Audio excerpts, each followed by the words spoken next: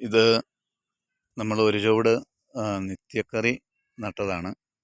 അപ്പം അത്യാവശ്യം പൂവൊക്കെ ഇട്ട് തുടങ്ങി, കാണാൻ പറ്റുമായിരിക്കും. അപ്പോൾ ഒരു ചുവട് ഇങ്ങനെ ഉണ്ടെങ്കിൽ നമുക്ക് ആവശ്യത്തിന്, നമ്മുടെ വീട്ടിലേക്ക് ആവശ്യത്തിനുള്ള പച്ചക്കറി നമുക്ക് ഇതിനകത്തുനിന്ന് ഉണ്ടാക്കിയെടുക്കാൻ വേണ്ടിയിട്ട് പറ്റും. പിന്നെ പീച്ചിലും നിറയെ കായ്ച്ച് കിടക്കുന്നുണ്ട്. പീച്ചിലിൻ്റെ കായ ഞാൻ കാണിക്കാം. കണ്ടോ, നമുക്ക് ഇഷ്ടം പോലെ കായുണ്ട്. എല്ലാ ദിവസവും പറിക്കാറുണ്ട്. ഈ പടവലത്തിനൊക്കെ പകരമായിട്ട് അതുപോലെ വിഷമൊക്കെ അടിച്ചു കൊണ്ടിരുന്ന ഈ പടവലമൊക്കെ ഉണ്ടല്ലോ, അതിനൊക്കെ പകരമായിട്ട് നമുക്ക് ഇത് നല്ല രീതിയിൽ സബ്ജിയൊക്കെ ഉണ്ടാക്കാൻ വേണ്ടിയിട്ടും മോരൊക്കെ ഒഴിച്ച് കറി വെക്കാൻ വേണ്ടിയിട്ടും ഒക്കെ നമുക്ക് പറ്റും. ഇഷ്ടം പോലെ കായ ഉണ്ടായിട്ടുണ്ട്. ഒരു ചെറിയ ഒരു ചുവട് എങ്ങനെയോ കിളുത്തതാണ്, നമ്മൾ നട്ടുപിടിപ്പിച്ചതൊന്നുമല്ല പറയുകയാണെങ്കിൽ. പിന്നെ മുറ്റത്ത് ഞാനൊരു നെറ്റുമൊക്കെ വലിച്ച് കെട്ടി ആവശ്യത്തിന് പച്ചക്കറി ഉണ്ടാക്കിയെടുക്കാറുണ്ട്. ഇത് നമ്മുടെ സ്ട്രോബെറിയാണ്. അത്യാവശ്യം നല്ല പോലെ കായ ഉണ്ടായി വന്നതാണ്. പക്ഷേങ്കിൽ അത് ഒച്ചു വന്നത് മുഴുവൻ തിന്നേച്ച് പോയി. അത് കാണുമ്പോൾ അറിയാം. പിന്നെ അതിൻ്റെ തൈകൾ തന്നെ നമ്മൾ അങ്ങോട്ടും ഇങ്ങോട്ടും എല്ലാം ചാക്കിനകത്ത് മാറ്റി വെച്ചിട്ടുണ്ട്. ഇത് നമ്മുടെ ചീര വെട്ടിയെടുത്തതാണ്. 1-2 പ്രാവശ്യം വെട്ടിയെടുത്തതാണ്. വീണ്ടും നല്ല രീതിയിൽ കൂടെ ആയി വരുന്നുണ്ട്.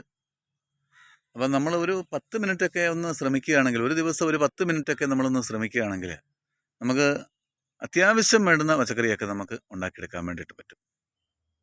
ഇത് നമ്മുടെ വഴുതനയുടെ കുറച്ച് തൈകളും തക്കാളിയുടെ ഇതൊക്കെ ആയി വരുന്നതേ ഉള്ളൂ. ചെറിയ തൈകളാണ്. ഇതൊക്കെ കായാകുന്ന സമയത്ത് തീർച്ചയായിട്ടും ഞാൻ കാണിക്കാം. ഇത് പാവലാണ്. അത് ഉണ്ട്, കുറച്ച് നല്ല ചൂടുണ്ട്.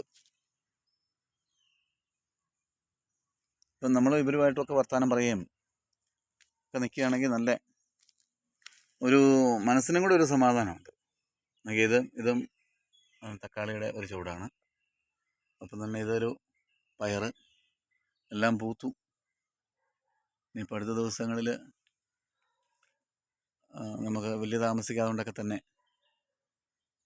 പയറും നമുക്ക് കിട്ടാൻ തുടങ്ങും. ഇപ്പോൾ തന്നെ ഇവിടെയുണ്ട്, ഇവിടെ പാവലുണ്ട്. ഇതെല്ലാം നമ്മൾ ചീരയാണ്, വെള്ളച്ചീരയാണ്.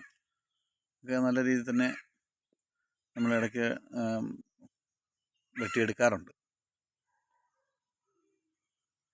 ഇത് ചെറിയ തക്കാളി, മുത്തു പോലിരിക്കുന്ന ചെറിയ തക്കാളി. അത് 1-2 ചുവട് വെറുതെ ഇങ്ങനെ പിടിപ്പിച്ചതാണ്. പക്ഷേ എങ്കിൽ ആവശ്യത്തിന് നമുക്ക് മീനും ഒക്കെ ഇട്ട് കറി വെക്കാൻ വേണ്ടിയിട്ടും മറ്റു കാര്യങ്ങൾക്കൊക്കെ ആയിട്ട് നമുക്ക് ശരിക്കും ഉണ്ടാക്കിയെടുക്കാൻ പറ്റാറുണ്ട്.